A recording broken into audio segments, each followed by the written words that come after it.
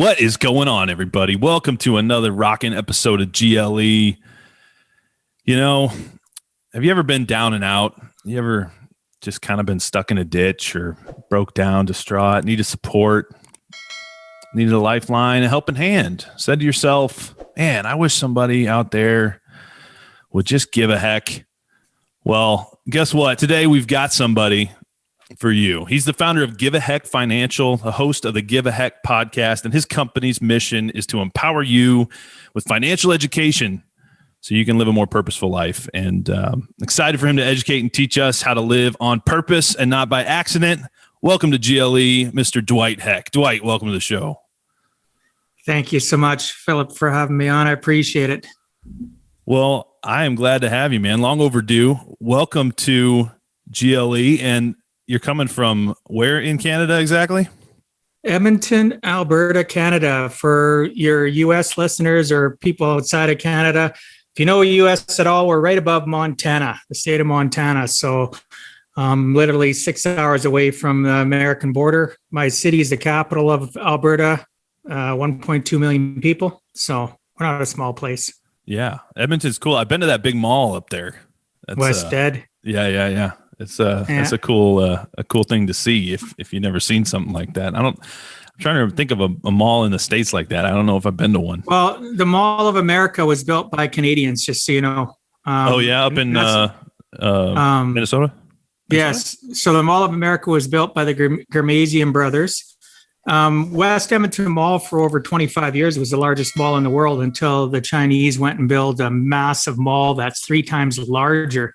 Jeez. But the Mall of America, so the 2 largest malls in North America is Edmonton and then the one in Mall of America. So yeah, but we got the largest indoor amusement park, the largest indoor water park. That place is wild, man. Wild. Yeah, so Dwight, for our audience, man, and for me too, because I know a little bit of your story, but I want to learn more. Share a little bit about your story, your journey. How'd you get to where you are today, and the founding of Give a Heck Financial and your mission? How far do you want me to go back? It's up to you. As you want. Keep it to a few minutes, and we'll see where it goes. Okay. I may interrupt you, and we can go on tangents. Okay, sure, no problem. I have no problems with that. I grew up as a sickly kid. We'll put it that way. And some people don't like that word, but it was the truth. I had severe asthma back in the 70s. They didn't have inhalers. I got picked and bullied on a lot because I couldn't be that kid. I did athletics, I did sports, but I could only do so much.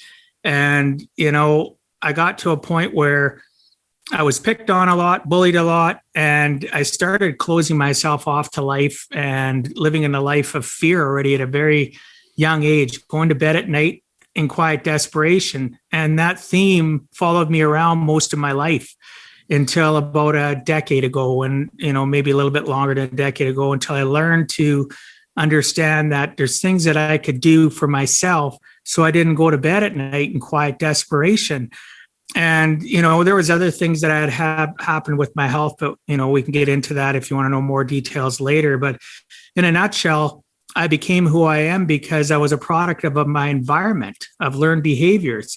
Parents that were one parent too hard on me, one parent over sheltering me because of my health issues. And it taught me to retreat and live a life of retreating on everything and worrying all the time. And again, living a life of quiet desperation, fearing going to school the next day, getting to a point being an adult, not wanting to go as a consultant to work for people. Because before this, I'm graduated, I have electronics engineering diploma in Canada here.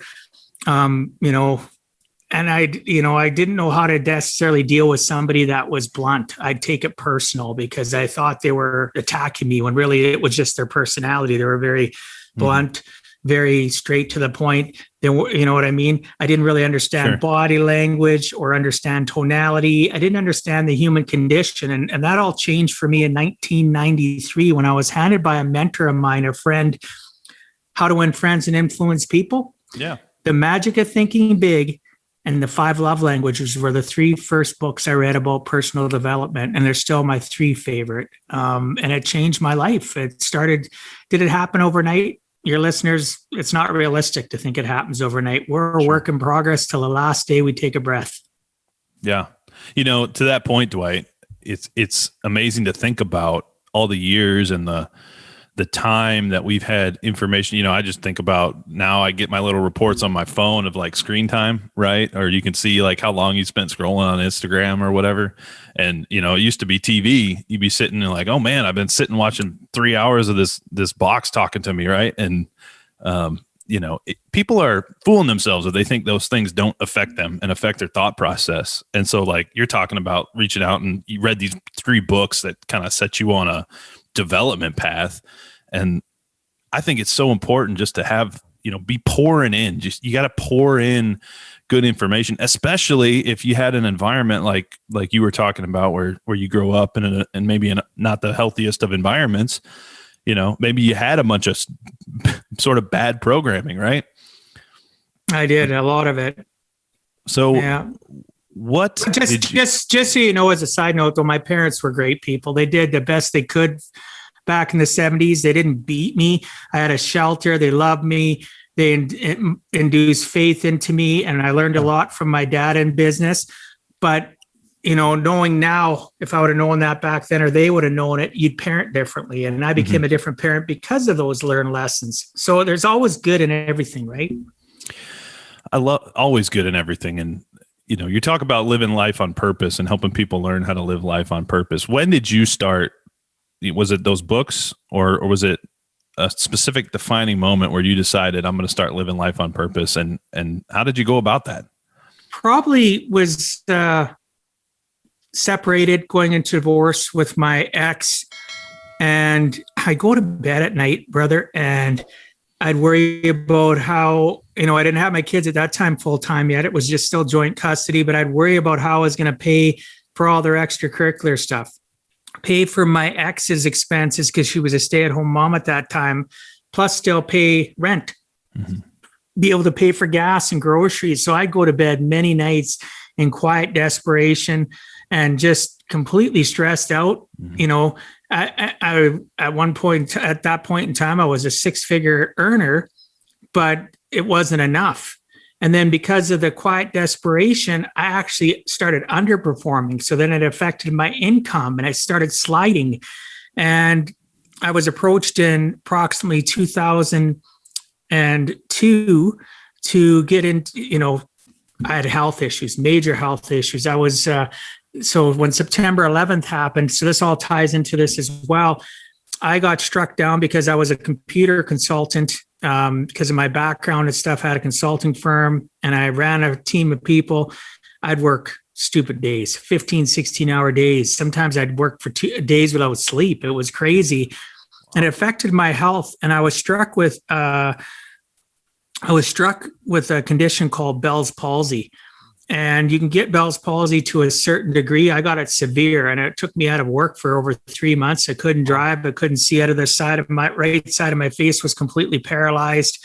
Wow. It struck me really hard. I won't get into the details of exactly what Bell's palsy is unless you want to know, but it's basically, it made me reflect and think, because I had 3 months where I had to rely on people to pick me up, take me for groceries. I couldn't get my kids when I was supposed to have them. They would get dumped off. Sometimes the headaches were so bad from the Bell's palsy, I'd have to beg my ex to keep them and take care of them. Wow. And so in 2001, the doctors, neurologists I was seeing were saying, you know what, because that's when it happened. It happened shortly after 9/11.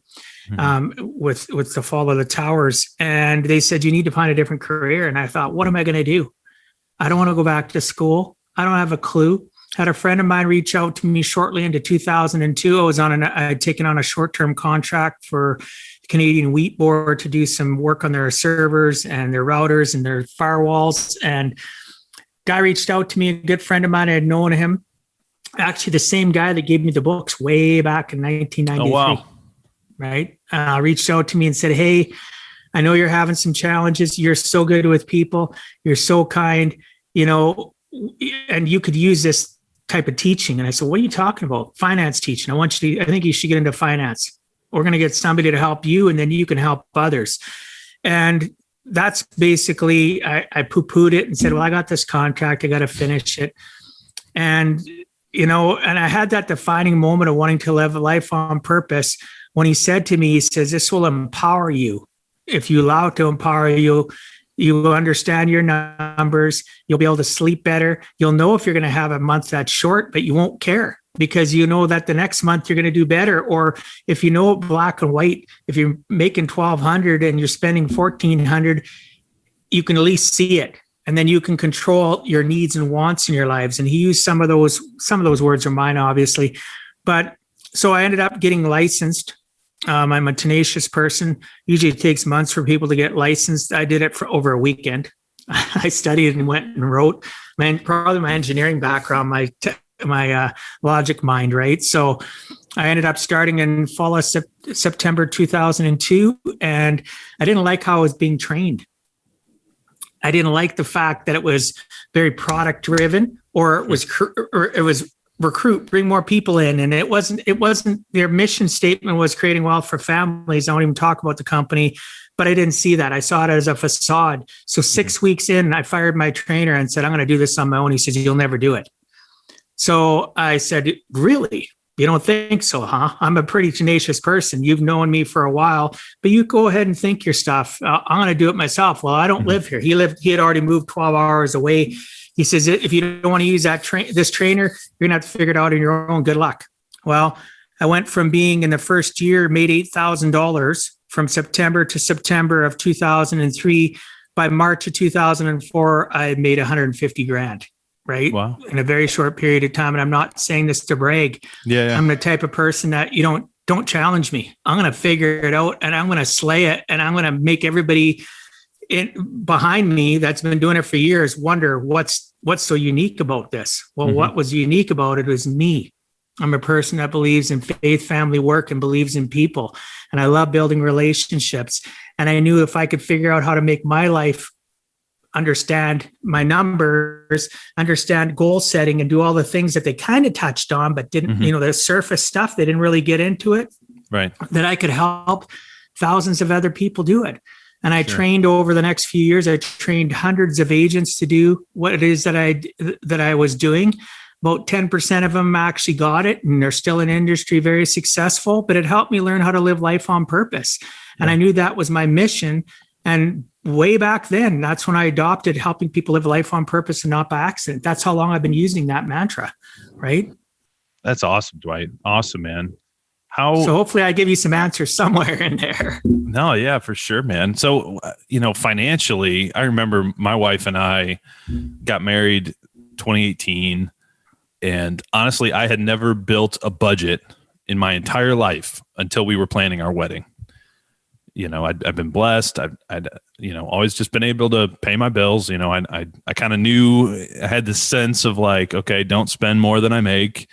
And, foolishly, I didn't even have a credit card until I was like 25, because I was like, oh, I'm going to pay cash for everything, and when we sat down and actually made a budget and got that picture, it was very enlightening. It was like, we need to do this more often and be way more purposeful with how we do this. Cause I kind of talk about my life in that time as living on accident. Right. And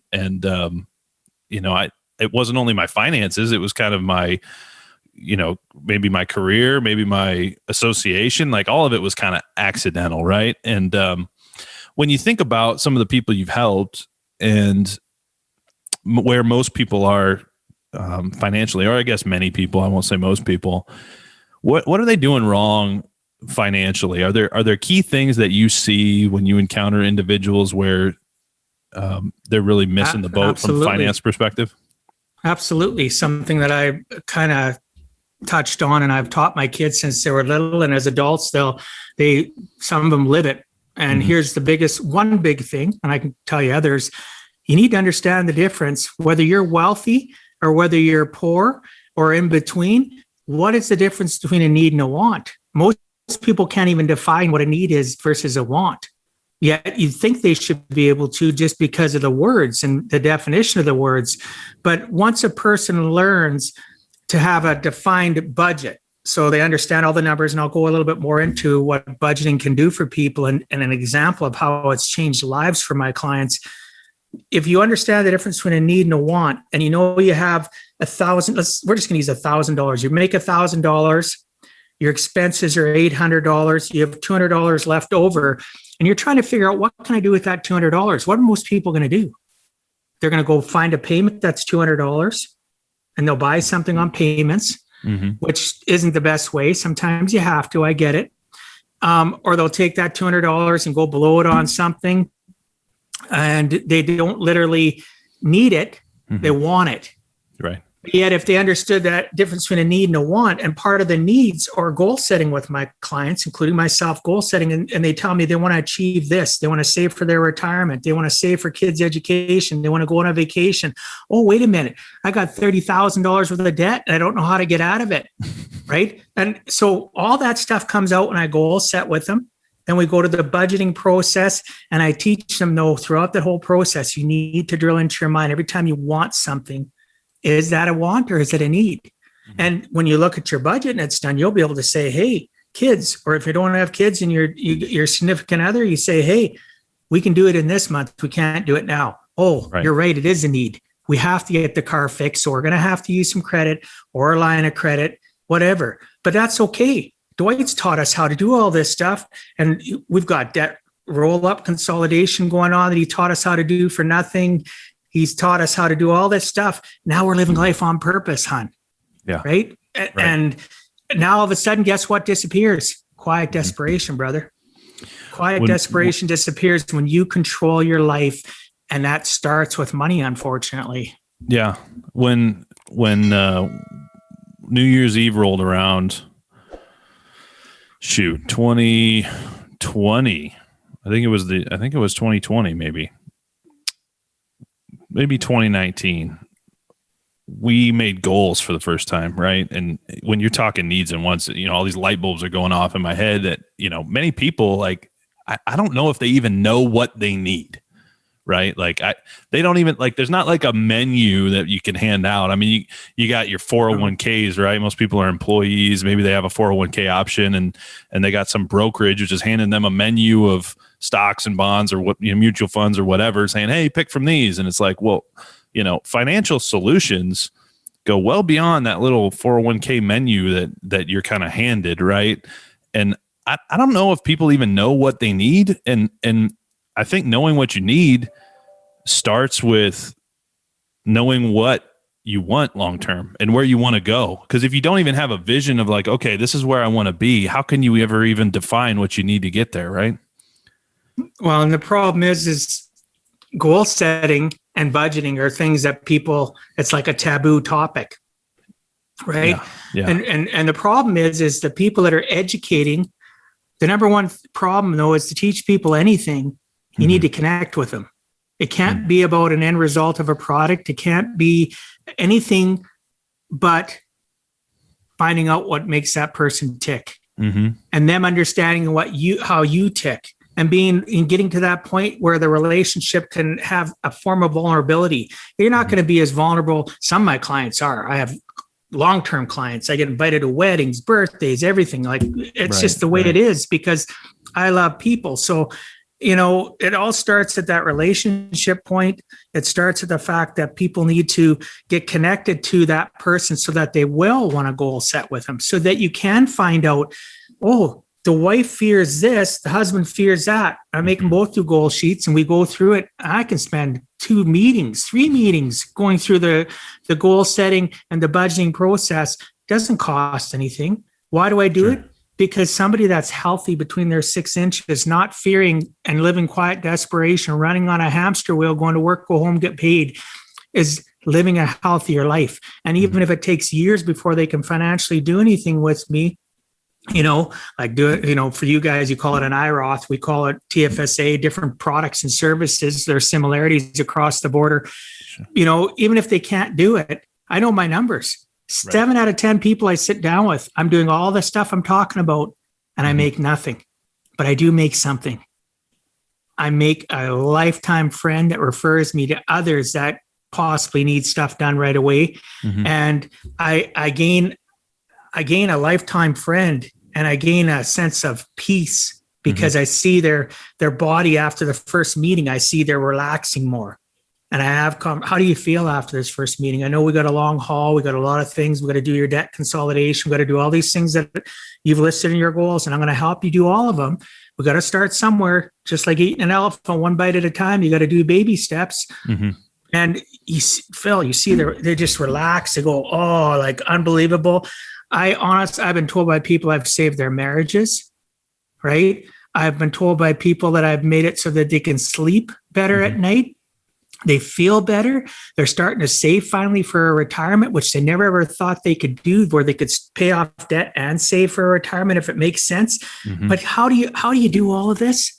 It starts with talking and listening more than you talk as a person, and finding out where their hurt is. Where does their hurt lie? I do more personal coaching and helping uplift people and recommending books and now podcasts and teaching them about associations, and not just people associations, what they put into their brain and how they think. And it helped me figure it out. And I figured, why the heck can it help other people, right? Why can't I do this on a bigger scale? Sure. And that's what I've been working on for 19 years. I need very few clients to live a comfortable life, because to do it right with quality and with compassion and caring, so that they can know, like, and trust me, and I can know, like, and trust them, you get way more out of that than going and being a product seller and just selling a bunch of people a bunch of investments, or here's some life insurance. Oh, you want some critical illness? You want some long-term care? Okay, press hard three copies. Right. Talk to you never.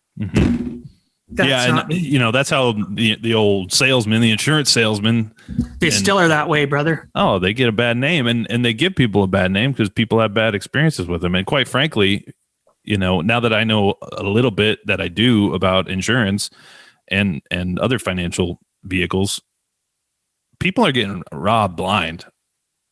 I mean, it's sad. And robbed blind to the fact of, oh no, they wake up and they're 75, 80, whatever. And, their policy's eating itself alive, and they thought they had security for themselves, and they don't. Because it was never sold right. Yeah. It's not structured right. The whole thing doesn't do what they needed it to do. To your point, you need to understand them, what drives them, what they actually need. And, many people are doing what you're doing. They are not what you're doing, but what you're saying. They're just selling people stuff. They're selling some product and trying to make a quick buck, right? They're not really trying to help people. And to be fair to people that are in the industry that could be possibly listening to the show, I know there's many of you out there that are good. I have a few in my agency, but why are they good? Because I got to them before other people could give them poor learned behavior.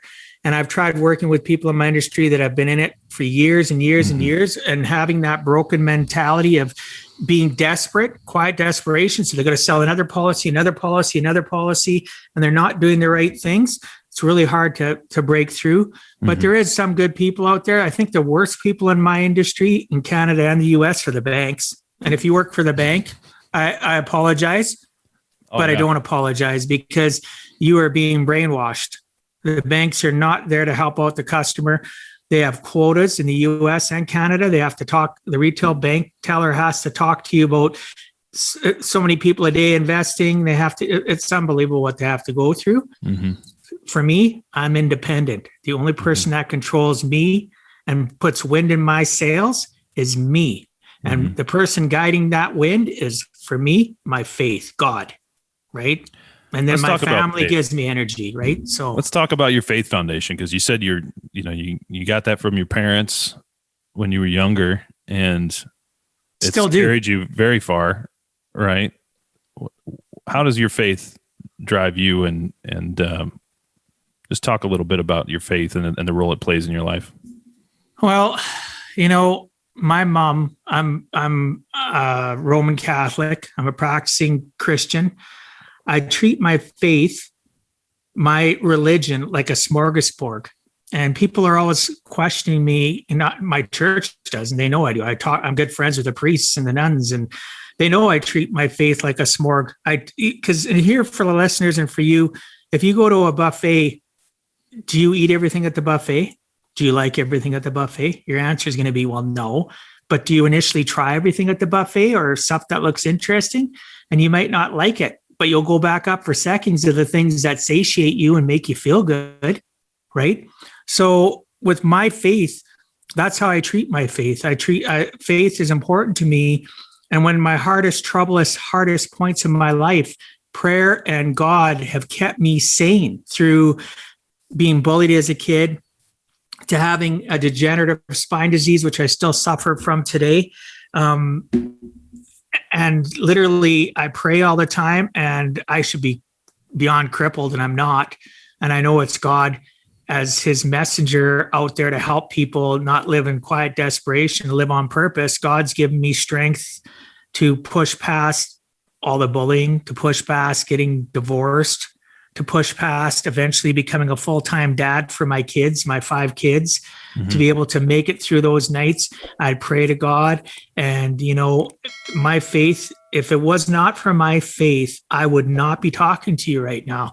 God and my belief in the 10 Commandments as rules that are very simple. Doesn't mean you're easy to follow for some people, but they're very simple to understand. I follow the path and understand what Jesus did for us. And God put me on this planet for a bigger purpose than to be about money. Yes, I want money. Yes, I want more money. Why? Because I give it and help my 5 kids out. And I help out my church. I help out other people. I lend money I shouldn't say lend. I give money to people, friends of mine that are hurting. Right. Money is a tool. It has no personality, right? Sure. God wants us to use that tool to help uplift and change society. So my faith, and we'll end on one thing with faith. I believe in a mantra. It's been part of my social media for, 15 years, and I've talked about it. Fear knocked at the door. Faith answered, and no one was there. If you live a life of having faith, and if you don't believe in God, but you believe in mankind, you believe in the universe, whatever, you just have faith that there's better out there, that there's good people. And you remember that little phrase that when fear comes into your life and you think faith's going to squash it, it will. So fear knocked at the door, faith answered, and nobody was there. I live that way, brother. My faith is number one in my life. It always will be, because God gave me an opportunity to wake up this morning, to praise his name, to have gratitude for having another day to be alive, to change other people's lives, including my own. That's awesome, Dwight. And, many people aren't comfortable sharing their faith, and that's sad, I think. And, we're kind of in this politically correct world where we face persecution for sharing. And it's not necessarily like heavy persecution, but, maybe it's criticism, whatever. But, I don't really know how people get by during hard times in their life. As someone who's been a lifelong Christian myself, I can't imagine in the tough times in my life not having that faith and not knowing what I know about what Jesus did for me.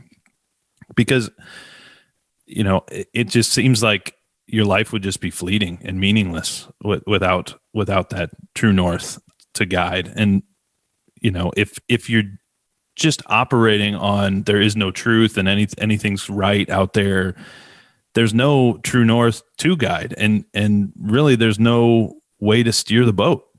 And I really think your comment about money mentality is huge, because I was wrong about this for a long time, I think, in my head, and didn't really understand. I think many Christians and people think sometimes it's bad to have a lot of money. And I think you nailed it. It's, why do you want the money? What are you going to do with the money? What does God put you, you have skills and gifts and vocation that God has given you. Isn't it your obligation to use those to maybe make as much money as you can, which you could then go help way more? People with no money can't help anybody. Right. They can't help themselves. Exactly. Sadly, right. Exactly. So when you're, say I'm coming out of college, say a university for the Canadian audience, I'm coming out of university. Here. We have colleges here too. Just FYI, we have both university and colleges here. Yeah. So college is like community college or a lot of them. Well, no, there's like a 2-year sort of. Yeah, they have 2-year, but they also have colleges here that offer 4-year programs. It all depends. Okay. We have university. I went to a technical college for electronics, for engineering. I didn't want to waste 4 years of my life. I went into it hard and fast for 2 years. And did it in 2 years. I don't have a degree. I have a diploma. But then again, for years in the electronics field, I was the boss of people that come out of university. No offense to university people. I was taught how to get at it. And I started with 185 people in my engineering class. 18 of us graduated after 2 years. Wow. So do you think it was a little tough? Yeah. Man, that's great. Yeah. It's funny. All these smart people going and getting degrees, and then you hear folks like the Brad Lees of the world. I don't know if you listen to Dropping Bombs podcast ever, or if you've heard of Brad Lee, but I know who he is, but we won't get into my opinion of him. he makes a funny comment. He cracks me up, man. I find his show entertaining, but he makes he makes me laugh. He didn't even go to high school. He dropped out of high school. He doesn't even have a diploma. I didn't know that. He's got an MBA and a CPA and whatever, and they're all working for him. So he kind of makes this comment that it's just you don't need to go to school necessarily to do amazing things with your life, and I think that's kind of just beaten into the heads of our society today that that's the path. Go to school and do your thing. And most of the really wildly successful people I know didn't, they took an alternate path, or they did, and then they did more unconventional things with their lives. So thinking back to that example, right? So I'm in a bunch of debt. I'm coming out of school. I maybe don't have that great an income right now. What do you take that individual through? Maybe give us some practical tips and tricks and tactics. What's the process when you start looking at your financial portfolio? Where do you start? Well, let's say somebody's coming out of college. Majority of them, as a side note too, you are correct. Most people that get university college 70% in Canada don't even do what they went to school for after they have that diploma or degree. I'm a prime example. I didn't go to school for finance. I'm in finance. I went for electronics engineering. But on a side note, if you're coming fresh out of college or university, a lot of people have student loan debt. It's a huge epidemic problem in the US and Canada. And I've gotten to the point where I sit them down. I'll say, okay, let's say it's 6 months out after they graduated, they've got a job, they know what their defined income is going to be, they're getting a salary. We'll sit down and I still goal set. Obviously, somebody fresh out of school's goals aren't going to be the same as somebody that's married, right? Or somebody that's married with kids. Mm-hmm. So I'll still goal set with them. And I know which goals they're going to be. They want to retire because that's all they've heard, right? They want to be able to retire someday. They want to be able to pay off their student loans. And they want to literally, so I take them to the same process. I'll say, well, the number one thing is congratulations for sitting with me. Most young people, it's hard to get them to sit with me in their early 20s. Mid-20s, no problem. Mid-20s, no problem. Because once your brain develops, 24, 25, men and women think differently. It's been scientifically proven. So I'll sit down and I'll say to them, let's goal set with you. Let's figure out, what do you need? I teach them about the needs and the wants. That's critical, especially when they're fresh out of school and all of a sudden they're making some good money. All of a sudden, depending on what their career is, they're making some good money and they're just throwing away and they're going out partying, buying fancy cars. If I catch them soon enough, I teach them the difference between needs and wants and living within their means. What do you, Bob, Sally, whatever their names are, what are you trying to accomplish? What do you want? Right? Oh, I'm not quite sure. Well, let's talk about it. You want a new car, right? You got a beater car, right? Because I do net worth analysis on them, no matter what age, what do they own? Oh, sure, what do they possess? So I need to understand what they possess. Well, I'd like to get a newer car. What are you thinking about? And they'll tell me, and I'll say, oh, it's going to cost you this amount a month. We'll start click, click, click, and they're writing it down depending on how short of a meeting it can be. And, and I'll say to them, okay, we got that. Now what's your rent? Oh, you got to, what's your student loan payments? And I literally help them understand, okay, you're bringing in, let's just use a stupid number. They're bringing in 5,000 a month, and we add up all the numbers and it's costing them 6, because I want them to have that realization, that 6 inches between their ears. I want them to light up, for them to realize, oh, wow. So, and literally, in a nutshell, I'll say to them, if you live this kind of life, you're not living it on purpose, because you're going to continually drive yourself into a debt situation. Maybe the first year you won't care. Mm-hmm. But what about the second, third, and fourth year? Now all of a sudden you got to backtrack to get out of that circumstance. So let's sit and dial it back. Where, we got all your, again, this could take a couple, 3 meetings. We've got it all budgeted, everything that you want. We got your goals over here. Mm-hmm. Let's start breaking them down into little baby steps. But the first thing that you're going to do is you're going to take that income and you're going to save X amount. Usually I recommend 10% right off the hop. And they'll say, well, why? Well, the most successful people understand that they have to pay themselves first. And what do you mean pay yourself first? Well, you're important, right? Well, of course I'm important. Yeah, of course. Yeah. Okay. Well, you want to retire someday, right? Yeah. Okay. Well, in order to have that, you don't know if you're going to have that retirement future, but pay yourself first means you're going to save some of your income. So if you're bringing in 5,000 and we say you're going to do 10%, you're going to save $500 every single month. It's going to come out of your bank account right into your investments. Maybe some of it's life insurance if it makes sense and you need protection for yourself and family. Only if it makes sense. Part of it's investment, maybe part of it's life insurance. Maybe it's all investments. Maybe you got life insurance already, because some parents have done that for their kids already, right? And I'll tell them, now you have this circumstance where you're saving this, and you learn to live off 4,500. And they'll go, well, that's going to make it even harder. Well, you're right, it will. But I'm here to coach you and mentor and help you through that process. So let's look at your numbers now. In this spreadsheet, I'm using the same spreadsheet, by the way, that I created 19 years ago. Right. I just had it updated.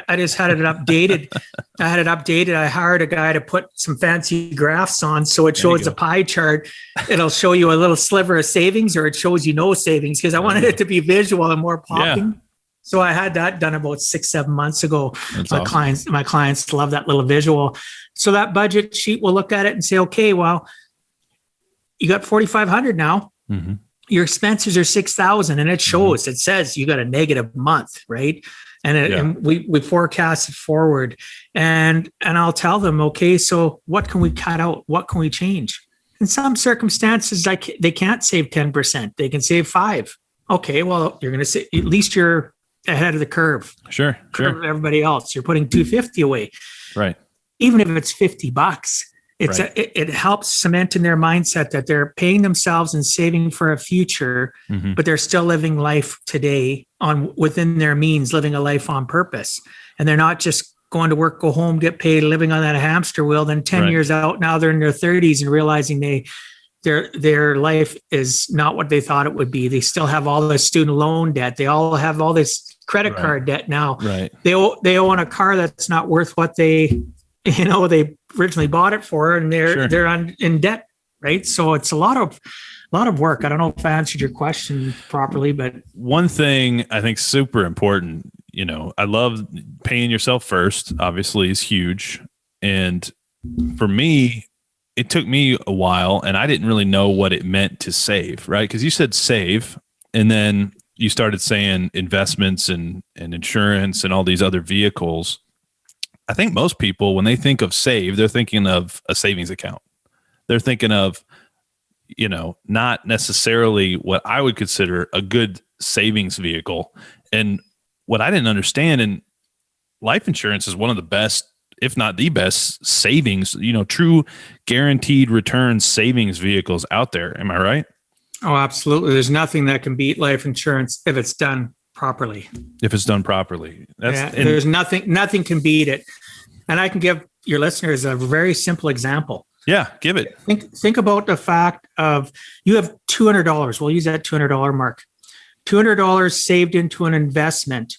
So let's say your life insurance policy is, $1 million and it's got a savings component costing you $200 a month, right?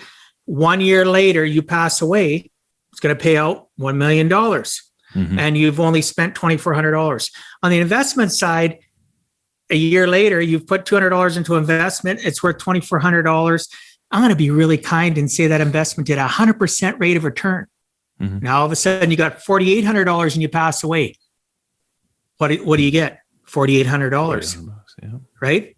Other person gets $1 million. It is that simple. You cannot beat the compounding effect of life insurance if it's structured correctly. And if it's done over a long-term period and it's a proper type of life insurance and it's been monitored, and depending on the type of life insurance it is, you can literally use it as an investment, as a retirement vehicle. And it's a great estate planning vehicle. Let's say your retirement works out great. Because I don't tell people to do it all in life insurance. You got to be diversified. But your retirement, your investment, maybe you own a business, you're an entrepreneur, your career, you made crap loads of money. Good for you. Guess what that life insurance policy is now good for? Estate planning. If you don't have kids, leave it to your church. Leave it to the local SPCA, like the animal shelter. Leave it to the women's shelter. Leave it to whatever. Right. A wise man leaves a legacy to his children's children's children. Right. And, that's something I ignored taxes. And all you kids out there, if you're listening, taxes, if you can avoid taxes legally, then you're essentially just giving yourself a raise and increasing your income. Right. So pay attention to taxes. There's a tax laws for a reason, incentivizes you to do certain things that help society, like give people housing and things like that, and many others. But, taxes are a huge thing, and avoiding them and avoiding death tax and avoiding estate taxes and things with life insurance is an incredible way to pass your wealth to the next generation tax-free and really, set them up to inherit way more and be in a way better position than they would have been if you didn't use a vehicle like that. So, that's a huge one I didn't pay attention to, and I want our audience to pay attention to, because it's just so huge. I have 10 specific goals that I go through, and each of those goals has subcategories. So 10 major goals and then subcategories. One of them is leaving a legacy, like wealth, to your children. And then, obviously retirement. I have clients that if they've been coached properly, they've lived a living life and then a retired life very poor because they want to leave stuff to their kids. It's especially important to certain immigrant cultures, especially important. And if you can teach them that, if you catch it soon enough and you teach them to live a life on purpose and you structure their budgeting so they can do insurance and investing, if they're literally all of a sudden, you can tell them, hey, you know what? You can spend all your pension money that we've set up for you or that you got from your corporate job. And we've set up this permanent policy. We've done it correctly. It's now self-funding, funding itself. You don't have to pay for it anymore. And your kids are going to get $1 million, $2 million, $3 million, whatever. Right. And is that possible? Has it happened? Absolutely. Sure. It can happen whether you live in the States, whether you live in Canada. I have clients shouldn't say clients, I have friends of mine that live in Australia, because I can coach people about all the things I talk about. I can't sell them products outside of my country, but I can still help them. So listeners, I can help you with everything I talked about. And I'll even help you with your local country and understanding your local products and stuff and what you should utilize, or have you find somebody they can communicate with me and I can vet them for you. Because I can vet somebody really fast, whether or not they're a caring person or if they're just a snake in the grass. It's awesome, Dwight. And I want everybody to hear this because, don't be stubborn. Don't think, I'm an engineer, so I'm the type that wants to go create my own spreadsheet, right? And like reinvent the wheel. There's people out there that do this, that know what they're doing. And you got to find people you could trust. Having people in your network like that is huge. If you're somebody who's never sat down and really looked at a picture of your finance situation, your finances, your future, your goals. If you don't have goals, if you don't even know where to start, ultimately you're going to have to be able to crunch the numbers. And if you don't know how to do that now, finding somebody like a Dwight Heck is going to be a great resource for you. So Dwight, if people are looking for support, learning how to do this for themselves, where can they find you and reach out to you for support? Best way to reach out to me is on my website. I had it designed specifically so that you can go in and click portal buttons. And so it's www.giveaheck.com. So that's giveaheck.com. You can go on there. You can click on the finance portal, go into there. You can check me out. You can check out about my about section, about some of the things, that we haven't discussed today in regards to my life and what I do for people. You can click at the bottom and email me. You can check me out. All my social media links are there. So giveaheck.com is the best way to reach out to me. So make sure you go follow Dwight. We're part of the 365 Driven Society. That's how we met. Tony Watley connected us with his network, and just really thankful to be connected to a great man like Dwight and have the opportunity to have you on, brother. It's been a pleasure. Check out giveaheck.com. Go follow Dwight on social, and make sure you check out his podcast, the Give a Heck podcast, too. He's sharing some really great content on social and via his podcast. So make sure you check that out. Thanks again, Dwight, for coming on the show, brother. I wish we had more time. We're going to have to do this again. You bet. I look forward to it. Thanks for having me on. All right, brother.